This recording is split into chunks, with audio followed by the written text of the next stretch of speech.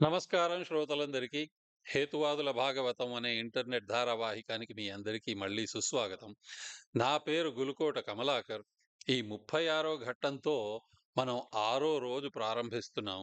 ఈ ఘట్టంలో మనం కృష్ణ బలరాములు మథురకు పోవడం చూస్తాం. ప్రతిరోజు చేసినట్లే భాగవత మహాత్మ్యం గురించి పునశ్చరణ చేసుకుందాం.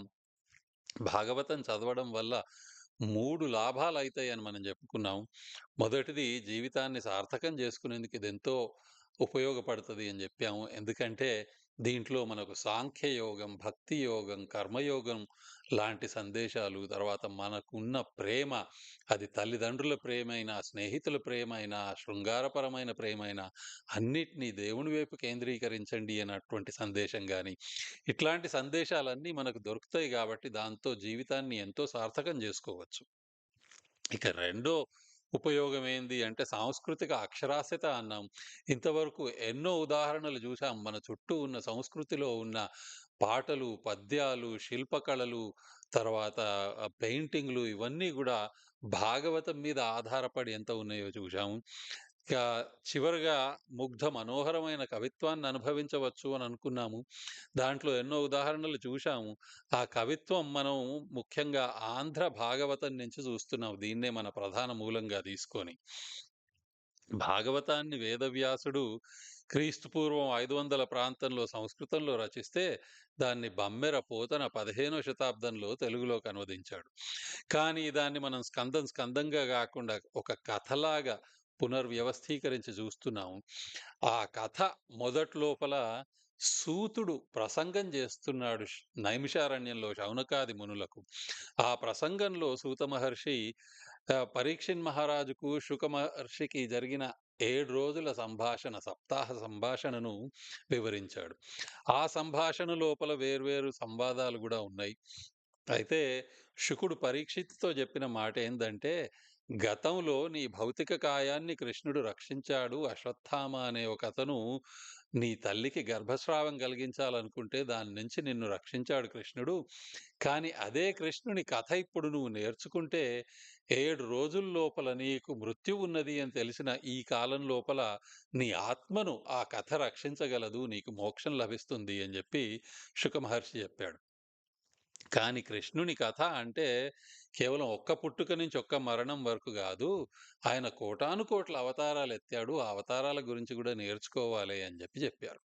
మనం ఏకవింశతి అవతారాలు అని సూతుడు జెప్పిన మాట, త్రయోవింశతి అవతారాలు అని బ్రహ్మ జెప్పిన మాట, పరిపాటిగా వస్తున్న దశావతారాలు అన్న మన సంస్కృతిలో ఉన్న మాట, అవన్నీ గలుపుకొని 25 అవతారాల పేర్లు రాసి, ఆ పేర్ల లోపల వాటి చరిత్రను నేర్చుకుంటున్నాం ఇంతవరకు.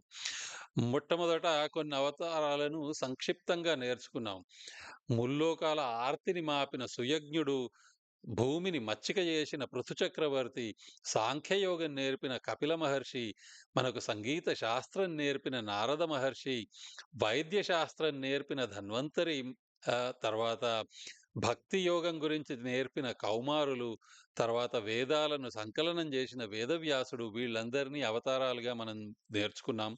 తర్వాత క్షిప్ర అవతారాలు అంటే కొద్ది కాలం మాత్రమే కనిపించే అవతారాలను గురించి నేర్చుకున్నాం.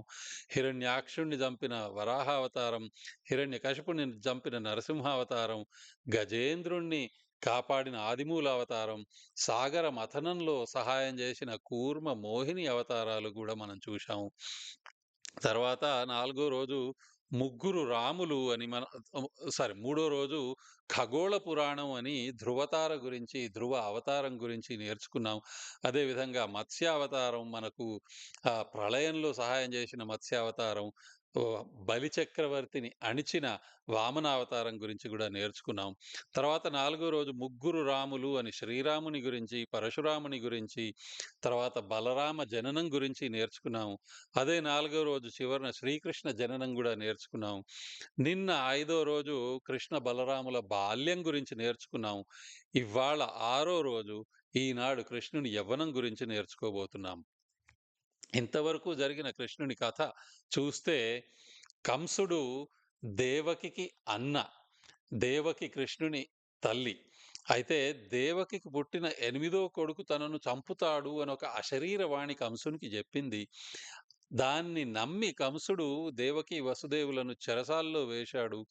దేవకికి గర్భం అయినప్పుడు ఆమె మొదట పుట్టిన 6 పిల్లల్ని వాడు నవజాత శిశువుల్ని కంసుడు చంపాడు.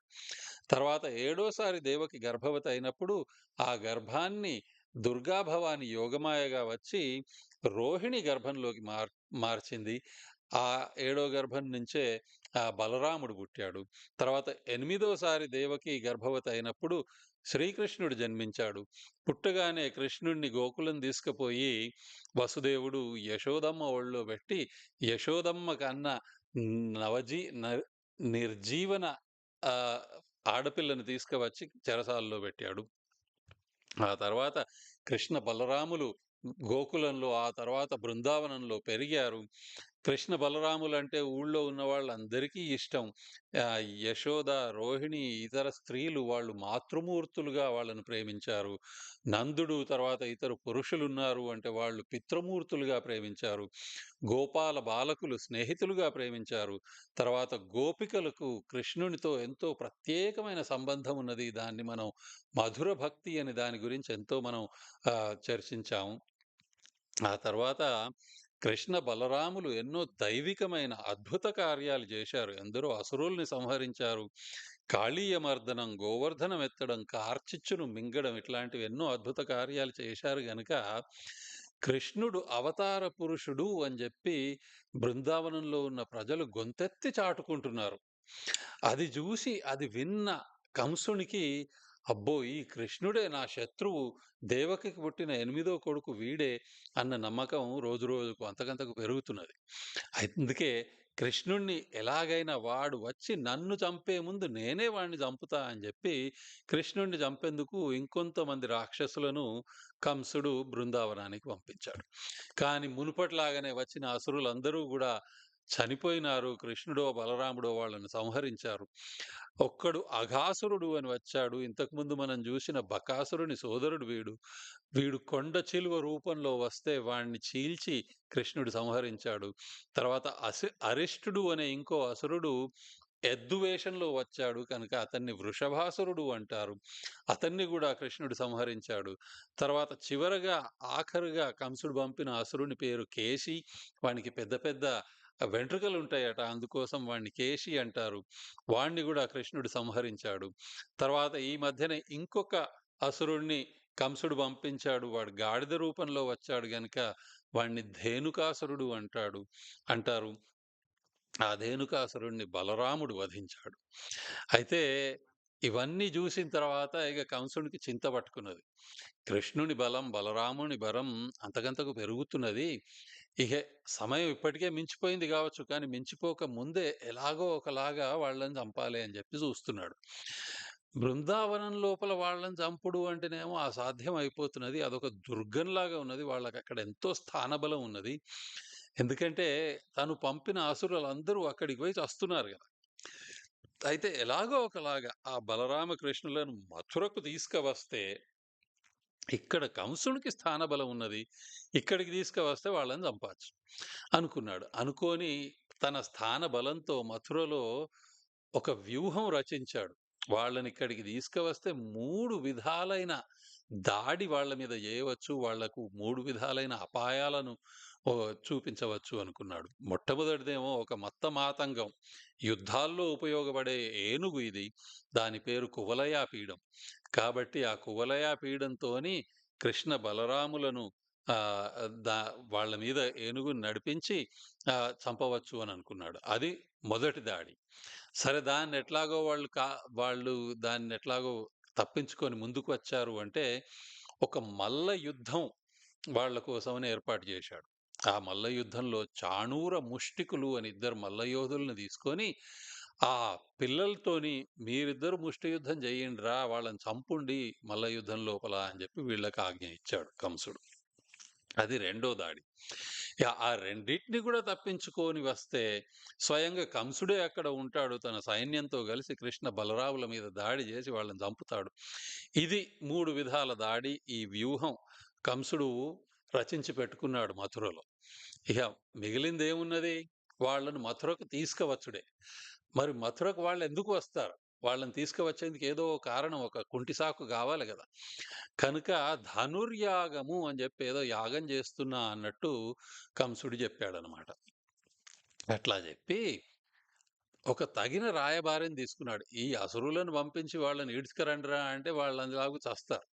కనుక అక్రూరుడు అనే ఒక వయోవృద్ధుడిని తీసుకొని ఆహ్, అతన్ని పంపించాడు. అక్రూరునికేమో కృష్ణుడు నిజంగానే అవతార పురుషుడు. వాళ్ళు చెప్పిన పుకార్లు, మాటలన్నీ వింటూనే ఉన్నారు గదా అందరూ. అక్రూరునికి కృష్ణుడు నిజంగానే అవతార పురుషుడు అన్న నమ్మకం ఉన్నది. అటువంటి వాడిని పంపితే కృష్ణుడు వాడిని చంపడు. వాడు చెప్పిన మాట వింటాడు అని చెప్పి వీడు కంసుడు అనుకున్నాడు. అనుకోని సరే అక్రూరుడిని పంపించాడు. ఇగో నేనిట్లా ధనుర్యాగం చేస్తున్నా. పోయి వాళ్ళని తీసుకురా కృష్ణ బలరాములను అంటే, అతను పోయి వాళ్ళని తప్పకుండా తీసుకురాగలుగుతాడు అని కంసుడు అనుకున్నాడు. అతనికి చెప్పిన మాట ఒకటే, ఇక్కడ ధనుర్యాగం చేస్తున్నా దానికోసం నువ్వు కృష్ణ బలరాములను పోయి తీసుకురా మథురకు అని చెప్పి. అంటే అక్రూరుడు సరే మహారాజా అని చెప్పి బయలుదేరాడు. బయలుదేరి బృందావనానికి పోవుకుంటూ అక్రూరుడు చింతిస్తున్నాడు. ఇతడా కంసుని చేత పంపుబడినన్ హింసింపనేతెంచినాడతి దుష్టుండని చూచునో సకల భూతాంతర్బహిర్మధ్య సంగతుడౌటంతలపోసి నన్ను సుజనుంగా జూచునో ఎట్టి యున్నతి గావించునో ఏ క్రియం బలుకునో నా భాగ్యం ఎట్లున్నదో అని చెప్పి అక్రూరుడు చింతిస్తున్నాడు. అంటే ఇతను కంసుని చేత పంపించబడ్డాడు. నన్ను హింసించేందుకు వచ్చాడు. వీడు బాగా దుష్టుడు అని చెప్పి అనుకుంటాడా కృష్ణుడు? లేకపోతే కృష్ణుడు అవతార పురుషుడు. సకల భూతాలకు వాళ్ళ లోపల ఉన్నాయి, వాటి బయట ఉన్నాయి అంతా తెలుసు గాబట్టి నన్ను మంచివాడనుకుంటాడో, ఏ ఉన్నతి గావిస్తాడో, నాతో ఎట్లా ఉంటాడో, ఎలా ప్రవర్తిస్తాడో, నా భాగ్యం ఎట్లా ఉన్నదో అని జెప్పి అక్రూరుడు చింతించుకుంటూ అక్కడికి పోయినాడు. ఎక్కడికి? బృందావనానికి. బృందావనానికి పోయి ఇట్లా ధనుర్యాగం ఉన్నది. మీకు మళ్ళీ ఆహ్వానించాడు మహారాజు అంటే, సరే కృష్ణ బలరాములు ఆ ఆహ్వానానికి అంగీకరించారు. ఎందుకంటే కంసుడు చేస్తున్న దురాగతాలు, ప్రజల మీద చేస్తున్న అత్యాచారాలు వీళ్ళు విన్నారు. అయితే పొయ్యి ఇక వాడిని గూడా ఇంతమంది అసురులను చంపితే గాదు ఈ ఊళ్ళో, పొయ్యి ఆ రాజును గూడా ఏదో ఒకటి చెయ్యాలి అన్న దాని కొద్దీ వాళ్ళు మథురకు వచ్చేందుకు అంగీకరించారు. ఇది జూషిన తర్వాత ఇది బృందావనంలో ఉన్నారు గదా! మిగతా పురుషులు ఇది నందుడు, తర్వాత మిగతా వాళ్ళందరూ, సరే మేము గూడా వస్తామని జెప్పి కృష్ణ బలరాములతోని పొయ్యేందుకని రెడీ అయినారు. గోపికలు, తర్వాత మన మాతృమూర్తులున్నారు గదా! యశోద, రోహిణి లాంటి వాళ్ళు. మాతృమూర్తులేమో సరే ఆందోళన పడ్డారు గానీ ఇగ ఆపలేరు. వీళ్ళు కృష్ణ బలరాములు ఒప్పుకున్నారు. అటు దిక్కు నుంచి రాజు పిలిచాడు. వీళ్ళేం జేయగలుగుతారు? గోపికలేమో చలాకి పిల్లలు గాబట్టి వీడిని అక్రూరుడు అంటున్నారు గానీ నిజంగా వీడసలు క్రూరుడు. ఇంత క్రూరంగా కృష్ణుడిని మన దగ్గర నుంచి తీసుకుపోతున్నాడు జూడండి అని జెప్పి గోపికలనుకున్నారట. సరే కృష్ణ బలరాములు ఎలాగో చేరారు మథురకు.